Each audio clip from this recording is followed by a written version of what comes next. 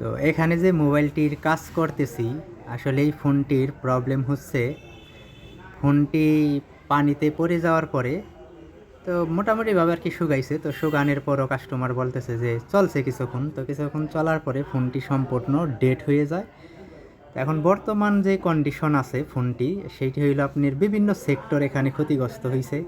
যে কারণে আমরা সেই কাজগুলো করছি, করার পরে পাশাপাশি ইএমএমসির পাশে যেমন কিছু ফায়ারিং বা কিছু কার্বন পাওয়া গেছে।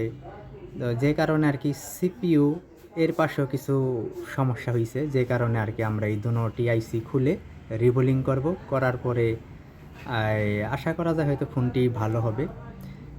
যেহেতু এটার পিছনে অনেক শ্রম দিছি। তো আসলে সজীব টেলিকমে আপনারা কিন্তু একবারে A to Z মানে যত ধরনের আইসি লেভেলের কাজ আছে, এই কাজগুলো কিন্তু করাইতে পারবেন। আপনি সিপিইউ বলেন, ইএমএমসি বলেন, মানে সবচাইতে বড় আইসি এগুলো, এগুলি মূল আইসি। এছাড়া নেটওয়ার্ক থেকে নিয়ে সমস্ত কাজগুলো কিন্তু সজীব টেলিকমে আপনারা করাইতে পারবেন। তো দেখতেই পারছেন দোনোটি আইসি খোলা শেষ।